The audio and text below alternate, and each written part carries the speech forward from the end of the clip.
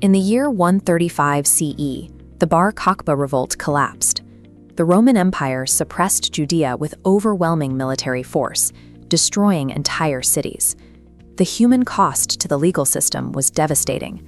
Rabbi Akiva lost his entire academy. 24,000 scholars were wiped out in the conflict. For 1,500 years, the Jewish oral law passed from teacher to student. With the teachers gone, that chain of transmission faced total collapse. The physical landscape was ruined, and the intellectual landscape was nearly empty. Refusing to accept defeat, Rabbi Akiva traveled south to find a new generation of students. He found exactly 5 men: Rabbi Meir, Yossi, Yehuda, Shimon, and Elazar ben Shamua. They set up a new study hall and immediately went to work.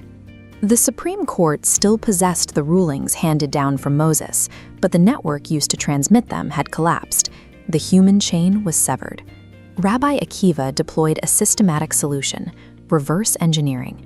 The goal was to take the known oral laws and permanently anchor them to the written biblical text. To do this, they used the 13 Midot, highly technical hermeneutical principles designed to extract logical derivations from Scripture.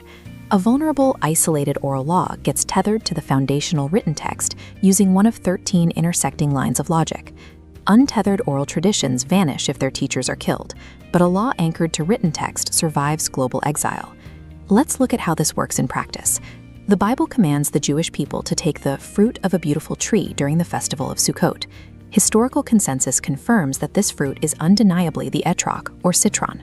Yet, if you read the Talmud, you will find intense, passionate debates among scholars over what this fruit actually is. These scholars already took an etrog every year. They were actually debating methodology, testing how to best extract that known reality from the biblical verse. One scholar argued that the Hebrew word implies a fruit that dwells continuously on the tree from year to year without rotting. Another countered that the text points to a fruit that thrives specifically by the waters. This highly technical debate highlights the rational agency of the system. They were testing the structural integrity of the anchor to secure the fortress. This methodology produced massive physical outputs. The oral traditions finally took shape in the real world. Rabbi Akiva's 5 disciples authored foundational texts to record these derivations: the Melchilta, the Sifra, and the Sifrei. These works successfully encoded the vast, vulnerable oral tradition directly into the written verses. By tying the oral explanations to the written words, they built an intellectual fortress.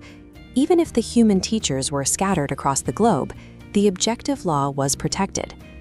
Decades later, this exact methodological framework allowed Rabbi Judah the Prince to compile the Mishnah, the authoritative code of Jewish law. By anchoring the oral traditions to the biblical text, Rabbi Akiva and his 5 students protected the legal system from the Roman conquest. They ensured the unbroken chain of the law would survive intact.